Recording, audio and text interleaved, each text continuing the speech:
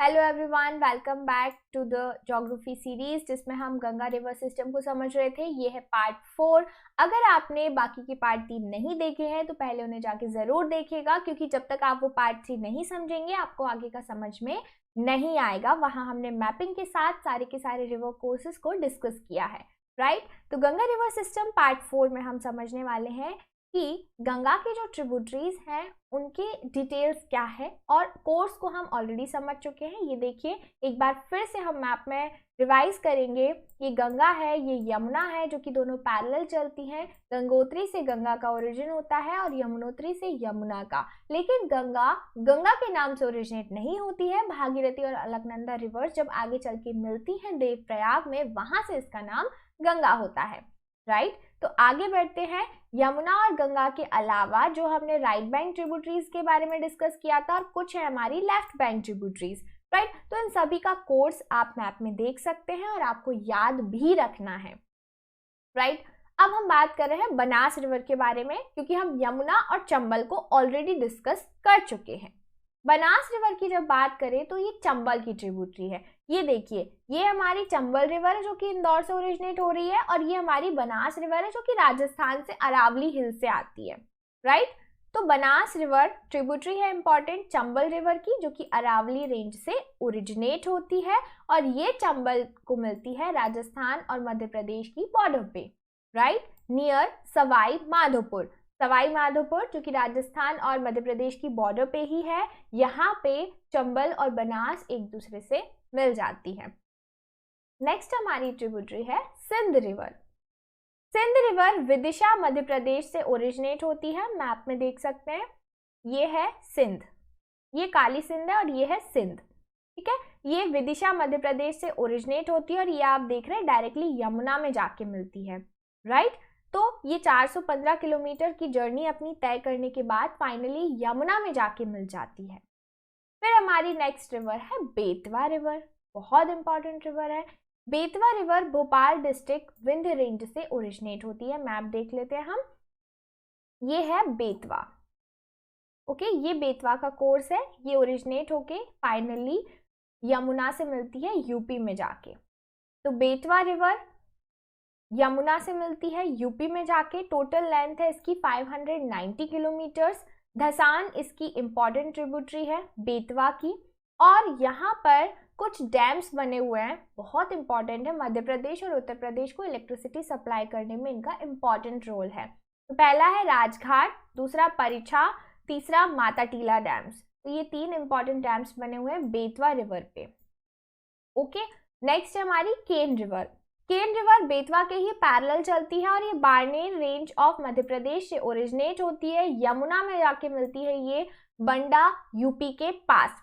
कहीं पे आपको चिल्ला देखने को मिलेगा, कहीं बंडा देखने को मिलेगा, ये दोनों ही पास पास में है, और यहाँ जाकर ये फाइनली किस में मिल जाती है, यमुना में मिल जाती है। Ken river passes through Panna tiger reserve. Most important thing, Panna tiger reserve पे अभी कंट्रोवर्सी भी चल रही थी कि जो नेशनल हाईवे वहां से बनाया जा रहा है, वो नेशनल हाईवे नहीं, जो हाईवे जो रोड कनेक्टिविटी वहां से बनाई जा रही है वो पन्ना टाइगर रिजर्व से होके गुजरेगी, और टाइगर रिजर्व से होके गुजरने की वजह से उसका बफर जोन जो होता है टाइगर रिजर्व का, वो बहुत ज़्यादा इफेक्टेड होगा। तो इस वजह से ये अभी चर्चा में भी था। आपसे क्वेश्चन पूछा जा सकता है कि पन्ना टाइगर रिजर्व के बीच में से कौन सी रिवर पास होती है। तो हमारा आंसर क्या होगा, केन रिवर, राइट। कोर्स हम देख लेते हैं केन रिवर का। ये देखिए, ये बेतवा है और इसी के पैरेलल ये है केन रिवर, ठीक, जो कि यमुना की ही ट्रिब्यूटरी है। अब इंपॉर्टेंट चीज आती है Ken Betwa river linking project, बहुत इंपॉर्टेंट है। तो Ken Betwa river linking project India के जो top most river linking projects है, मोस्ट इंपॉर्टेंट उनमें से एक है। और रिवर लिंकिंग का मतलब होता है एक नदी की सहायता से दूसरी नदी में पानी को पहुंचाना, अगर उस रिवर में पानी कम है या वो अपने आसपास के रीजन्स में पानी की सफिशिएंसी को पूरा नहीं कर पा रही है, राइट। तो यहाँ पे आप देखेंगे ये है हमारी बेतवा रिवर, जो कि मध्य प्रदेश से फिर थोड़ा यूपी का और मध्य प्रदेश का बॉर्डर बनाते हुए फाइनली ये कुछ पार्ट यूपी का कवर करते हुए और ये यमुना में जाके मिलती है। और ये है हमारी केन रिवर। ये जो आप देख रहे हैं ये है हमारी केन रिवर, जो फाइनली जाके यमुना में मिलती है और बेतवा के बिल्कुल पैरेलल है। अब इन दोनों को एक इंटरलिंक किया गया, एक पाइपलाइन बिछाई जो कि यमुना, बेतवा और केन के बीच में थी, दोनों को कनेक्ट कर रही थी। अब आप कंफ्यूज होंगे कि बेतवा रिवर बहुत बड़ी है तो क्या बेतवा का पानी केन में पहुंचाया जा रहा है? बिल्कुल ऐसा नहीं है। केन का वाटर बेतवा में ट्रांसफर किया जा रहा है, राइट? क्योंकि Betwa river sufficient water availability को पूरा नहीं करा पा रही है अपने एरियाज में, तो यहाँ पे इन रीजन्स में पानी की कमी है। ललितपुर, झांसी, दतिया, टीकमगढ़, इन एरियाज में पानी की कमी, महोबा, छतरपुर, बंडा, इन सभी रीजन्स में पानी की अवेलेबिलिटी को इंश्योर कराने के लिए केन का पानी यहाँ पे पहुँचाया जाएगा और ये बहुत ही बड़ी इंटरलिंकिंग प्रोजेक्ट है। तो आपने समझा, ये जो मैप है इसके थ्रू, ये मध्य प्रदेश का पूरा एरिया है जो आपको मैप नजर आ रहा है, और ये यहाँ पे उत्तर प्रदेश है, राइट? तो एमपी और यूपी इन दोनों के कुछ पार्ट्स में वाटर की सप्लाई इंश्योर कराने के लिए ये रिवर इंटरलिंकिंग प्रोजेक्ट स्टार्ट किया गया। डिटेल में हम बात करें, Ken Betwa link project, KBLP इसे शॉर्ट में बोलते हैं। इसका एम है सरप्लस वाटर, केन में बहुत ज़्यादा पानी है, उसका पानी बेतवा में पहुंचाना ताकि उस रीजन में इरिगेशन फैसिलिटीज़ हो सके और ड्रिंकिंग वाटर सप्लाई भी अच्छे से हो सके। क्योंकि हमने देखा था जो बुंदेलखंड रीजन है, यहाँ पे ये वाला जो एरिया था, यहाँ चंबल रिवर थी। अब चंबल रिवर की वजह से इस एरिया में सूखा है और यहाँ पे ऐसी कोई रिवर हमें नज़र नहीं आती है, तो ये जो पूरा एरिया हो जाता है यहाँ पे थोड़ा सा ड्रॉट प्रोन एरिया हो जाता है, राइट? तो मेनली किन डिस्ट्रिक्ट्स में पानी पहुंचाया जाएगा? झांसी, बंडा, ललितपुर, महोबा, जो कि आपने मैप में देखे थे ये, राइट? फिर इसके बाद हम देखेंगे कि इसमें क्या होगा। एक बिल्डिंग बनाई जाएगी 77 मीटर टॉल और 2 किलोमीटर वाइड धौधन डैम बनाया जाएगा और 230 किलोमीटर की एक कैनाल बनाई जाएगी। ये देखिए यहाँ पर बना हुआ है धौधन डैम, राइट? तो ये हमने पढ़ा था कि project involve 77 metre tall and 2 kilometre wide Daudhan dam, right? और एक 230 किलोमीटर की कैनाल भी यहाँ पे बनाई गई है, राइट? ताकि ये जो पानी है वो ट्रांसफर किया जा सके। So Ken Betwa is one of the 30 river interlinking projects conceived across the country and the project has been delayed due to political and environmental issues. क्योंकि देखिए, जब ये इंटरलिंकिंग प्रोजेक्ट बनाया जाएगा तो जब दो रिवर्स को लिंक कर रहे हैं तो जो पूरा इंफ्रास्ट्रक्चर होगा उससे जो एनवायरमेंटल इशू है वो बहुत ज्यादा होगा। जैसा मैंने आपको बताया था कि इस लिंकिंग प्रोजेक्ट की वजह से केन रिवर कहाँ से फ्लो करती है? पन्ना टाइगर रिजर्व से। और ये जो लिंकिंग प्रोजेक्ट है ये पन्ना टाइगर रिजर्व के कोर या बफर जोन से होके गुजरेगा। बफर जोन से होके गुजरने की वजह से इन्वायरमेंटलिस्ट का ये कंसर्न है कि वहां की जो बायोडाइवर्सिटी है वो बहुत ज्यादा डिस्टर्ब होगी, उनका हैबिटेट लॉस भी हो सकता है और वहां पे मैन एनिमल कन्फ्लिक्ट की भी संभावनाएं हो सकती है। तो इस वजह से इन्वायरमेंटल इश्यूज बहुत ज्यादा है, पॉलिटिकल इश्यूज भी कई सारे होते हैं, चीजों के लिए क्लियरेंस नहीं मिलता है, राइट? तो इस तरीके की प्रॉब्लम जो सामने आती है इसकी वजह से ये जो प्रोजेक्ट है वो काफी सालों से लटका हुआ है।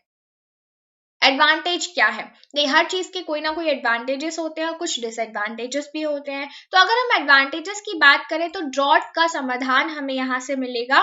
जो मध्य प्रदेश और उत्तर प्रदेश के ऐसे डिस्ट्रिक्ट्स हैं जहां पे पानी की पूर्ति नहीं हो पा रही है, ऐसे रीजन्स में हम इस इंटरलिंकिंग प्रोजेक्ट की वजह से पानी पहुंचा सकते हैं। फार्मर्स को बेनिफिट होगा क्योंकि इरिगेशन फैसिलिटीज के लिए भी इससे पानी दिया जाएगा। इलेक्ट्रिसिटी प्रोडक्शन में भी इंप्रूवमेंट होगा क्योंकि जो धौधन डैम बनाया जा रहा है वहां पे इलेक्ट्रिसिटी का प्रोडक्शन किया जा सकता है। मल्टीपर्पज डैम यहाँ पे बनेगा, 103 मेगावाट का हाइड्रो पावर जनरेशन हो सकता है और 62 लाख पीपल को ड्रिंकिंग वाटर की सप्लाई हो सकती है। तो आप सोच सकते हैं 62 लाख पीपल एक मेजर रेशियो होता है, राइट?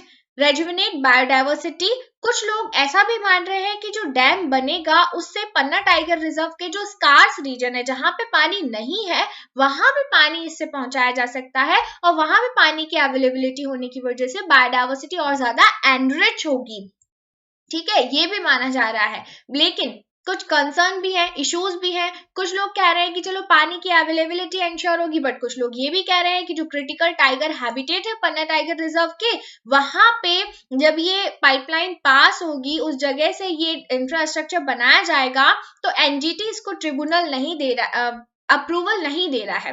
जो नेशनल ग्रीन ट्राइब्यूनल है जो कि यही देखता है कि कहीं पे बायोडाइवर्सिटी का लॉस ना हो, अगर हो रहा है तो क्या सॉल्यूशंस है उसके लिए, इसने अप्रूवल देने से मना कर दिया, क्योंकि उन्हें लगता है कि किसी भी नेचुरल एनवायरनमेंट में या नेचुरल हैबिटेट में अगर हम एनक्रोचमेंट करेंगे, डिस्टर्बेंस क्रिएट करेंगे, इंटरफेरेंस करेंगे तो वहां की डायवर्सिटी बहुत ज्यादा लॉस हो सकती है। और ये टाइगर हैबिटेट का बफर जोन है जहां से केन रिवर पास होती है, राइट। इकोनॉमिक कॉस्ट बहुत ज्यादा हाई होगी इस प्रोजेक्ट के इम्प्लीमेंटेशन और मेंटेनेंस में, और डिले होता जा रहा है धीरे धीरे इसी वजह से, क्योंकि जो पॉलिटिकल इश्यूज है वो कहते हैं कि भाई हम इतना पैसा फंडिंग करने वाले नहीं है, बहुत ज्यादा कॉस्टली ये प्रोजेक्ट होने वाला है, दैट्स वाई इकोनॉमिक इश्यूज भी हैं, कुछ सोशल कंसर्न भी है कि रिकंस्ट्रक्शन और रिहैबिलिटेशन की वजह से जो डिस्प्लेसमेंट आएगा तो भाई सोसाइटी के जो लोग होते हैं वो तैयार नहीं होंगे अपनी जगह छोड़ने के लिए। तो ऐसे में जो सोशल कंसर्न आएगा वो भी एक बहुत बड़ा मुद्दा सामने आता है कि हम इसकी कॉस्ट को कैसे फुलफिल करेंगे। उन्हें पैसा देना पड़ेगा, राइट, मुआवजा देना पड़ेगा अगर आप उनको रिहैबिलिटेट करते हो, और रिहैबिलिटेट करोगे तो कहाँ करोगे, ये भी एक मेजर कंसर्न हो जाता है। दूसरी बात, लोग अपनी जगह छोड़ने को तैयार भी नहीं होते हैं। तो इस तरीके से कुछ कंसर्न्स भी हैं और कुछ बेनिफिट्स भी हैं। लेट्स सी कि आगे क्या होता है। अभी तक इस प्रोजेक्ट पे बहुत ज्यादा कंट्रोवर्सी बनी हुई है, right. Now come to the Son river. Son river की जब हम बात करें तो ये अमरकंटक प्लेट्यू से निकलती है। मैंने आपको बताया था सोन, यहाँ से नर्मदा और ये महानदी, रेडियल पैटर्न में ये तीन नदियां अमरकंटक से निकलती है जो कि मैकाल रेंज का पार्ट है। ओके, नर्मदा के पास ही है इसका ओरिजिन, जैसा कि मैंने बताया कैमूर रेंज में भी आता है ये, और ये गंगा में जाके मिलती है सोन रिवर बिहार में जाके, राइट।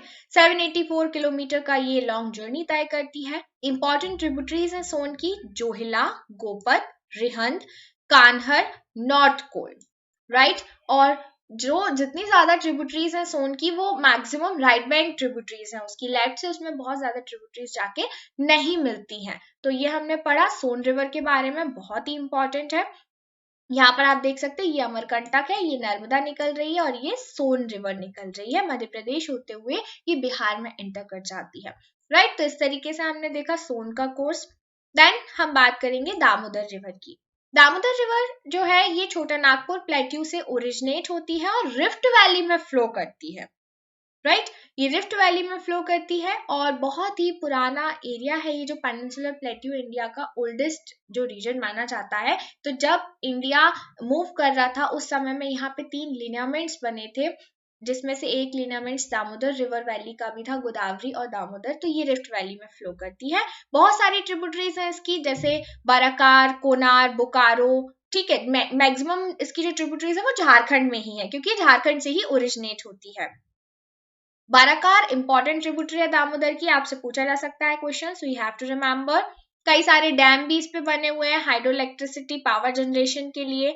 और ये जो वैली है जिसमें दामोदर फ्लो कर रही है इसे रूर ऑफ इंडिया बोलते हैं, क्योंकि झारखंड में जो छोटा नागपुर प्लेट्यू रीजन है ये मिनरल बास्केट ऑफ इंडिया कहलाता है। यहाँ पे बहुत ज्यादा मिनरल्स हैं, स्पेशली यहाँ पे कोल बहुत ज्यादा अमाउंट में मिलता है, दैट्स वाई से रूर ऑफ इंडिया बोलते हैं, क्योंकि रूर जर्मनी में है और वो ऐसा एरिया है जहाँ पे कोल बहुत ज्यादा अमाउंट में अवेलेबल है। और इंडिया में भी जो कोल है वो यहाँ दामोदर वैली के आसपास मिलता है, छोटा नागपुर प्लेट्यू रीजन में, दैट्स वाई से रूर ऑफ इंडिया के नाम से जानते हैं। पहला डैम बाराकार रिवर पे ही बना था जो कि दामोदर की ट्रिब्यूटरी है, okay. It is used to cause devastating floods as a result of which it earned the name Sorrow of Bengal, क्योंकि इसमें बहुत ज्यादा फ्लड्स आते हैं, that's why से Sorrow of Bengal यानी बंगाल का कोस भी कहते हैं, right? Now the river is tamed by constructing numerous dam. अब इसे कुछ कंट्रोल में कर लिया गया है क्योंकि बहुत सारे डैम बन गए तो पानी का जो फ्लो है उसे कंट्रोल में कर लिया गया है। हुगली रिवर में जाके ये मिलती है कोलकाता में। टोटल लेंथ है 541 किलोमीटर्स। तो रिमेंबर दीज फैक्ट्स। ये आप दामोदर बेसिन देख रहे हैं, ये देखिए ये जो रिवर है ये पूरी दामोदर रिवर है। इसकी कुछ इंपॉर्टेंट ट्रिब्यूटरीज भी है, जैसे कोनार यहाँ पे आके मिल रही है, राइट। इसके अलावा भी बहुत सारी रिवर्स यहाँ पे आके मिल रही हैं इससे, सिलाबती, द्वारकेश्वर, राइट। मैथन यहाँ पे डैम बना हुआ है, काफी सारे ये जो आप देख रहे हैं ये सारे डैम्स बने हुए हैं, ठीक। और ये फाइनली हुगली रिवर में जाके मिल रही है, ये है हमारी हुगली रिवर, तो यहाँ पे जाके ये मिल जाती है। तो ये हमने देखा दामोदर की बेसिन को। So this is all about Damodar, Son and the most important tributaries of Ganga and Yamuna river. Thank you so much guys and stay connected with Edinature.